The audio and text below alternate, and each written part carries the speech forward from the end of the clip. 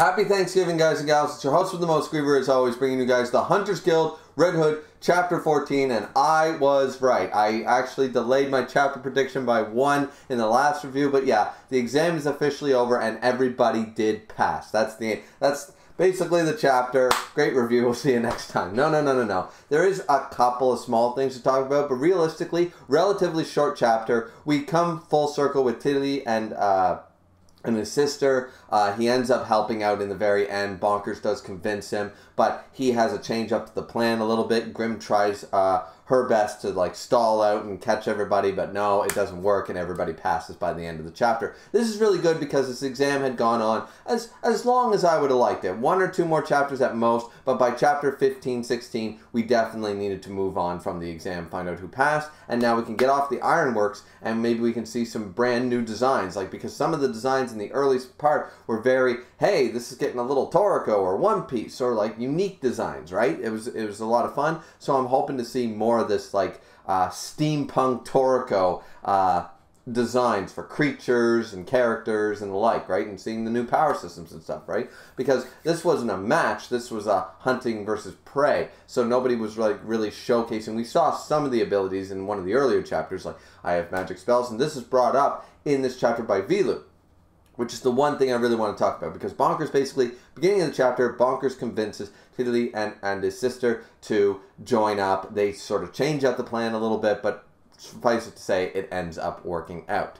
Vilu, and in the middle part of the chapter, right before Grim attacks one final time, but they get the best of her. They don't really get the best of her, it's just that she doesn't make it in time, sort of idea. It's the last 5 minutes, Grim knows this, recognizes the strategy, but isn't there in time to boom, knock everybody, and nobody got arrested and everybody passed. It was a really nice moment too, but it's a very simple chapter in that regard. The one other thing I really want to talk about though is Vilu right here in the, and I want to read this verbatim because it's actually pretty good. It's actually pretty good.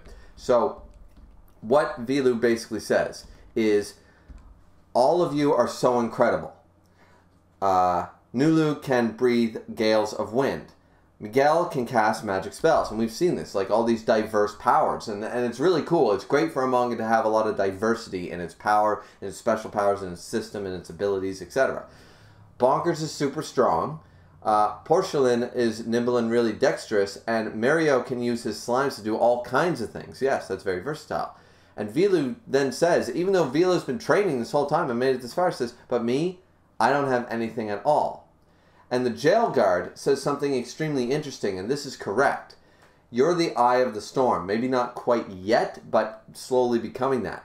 You're the eye of the storm. You may not have noticed it, but your plan slowly but surely drew everyone around you into it, growing into a whirlwind so big that it's taken over all of Ironworks now. All the combatants are in your plan, and you're the focal point. You're the center point. You're the eye of the storm. The storm is whirling around you. You can sit back and do nothing because you already did your job. You're the start of what makes a gust of wind into a whirlwind and into a hurricane. That's what you have done. You've created a storm. That's what you did. That's your job, sort of idea. And realistically, that's how a lot of the other people feel about Vilu, and it's one of the things that convinced Titty and his sister there to join up with Bonkers when they came back a second time for them. It just made the most amount of sense here. Debonair does get out of the coal and stuff like that, but that was the most interesting part, is that even though Vilu is hey, I'm the main character sort of idea, even though he doesn't see himself as the main character, that's part of the thing. He's the main character, and he's he doesn't really have any special powers. Yeah, he's got the axe and he's trained like everybody else, but everybody else has a specialty.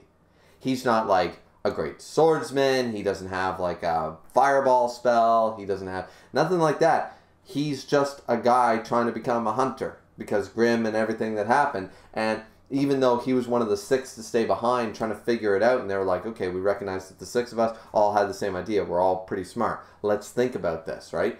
Other than that, realistically, he has no special awareness in that regard. So the fact that the guard had to point out what is special about Vilu is sort of the same thing that draws people in One Piece for Luffy.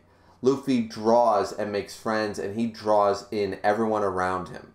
Anybody who, with just a speck of goodness in their heart, they eventually go over to Luffy's side. You know, Luffy has that incredible ability to become a king.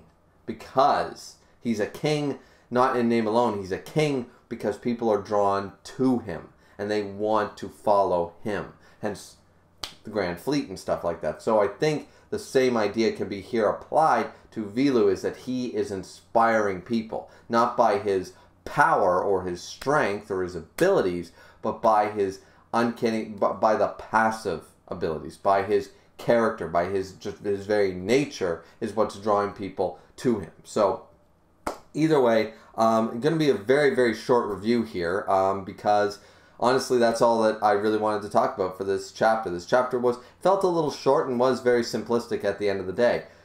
They passed the test. That's the main thing in the chapter. They passed the test, so I'm just really excited to see what next after this exam is over, once they disembark the Ironworks. How does it go from here? I'm very curious to learn more about the world. There'll be a lot more to talk about. A lot of these reviews have had something new to sort of talk about, but we didn't really see any new abilities. We didn't see any new characters. And at the end of the day, the plan went off the way it was supposed to. So not really a whole lot to discuss, so I'm not going to waste any more of your guys' time or mine. I'm just going to say, so far, really liking Hunters Guild Red Hood.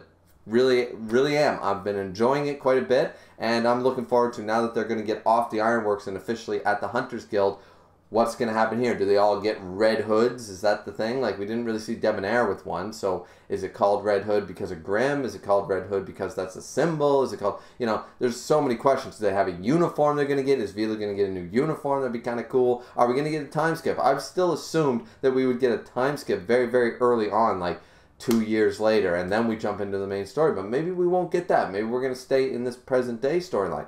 I don't know, but I'm curious to learn more about the other characters. I like Mirio. I like Bonkers. I like Tiddly. I like all, you know, Porcelain. I like a lot of them. So I'm just curious to learn more about them. Hopefully they get to stay together as a group for a little while longer. That would be kind of cool to just learn more about their dynamics as a group sort of idea.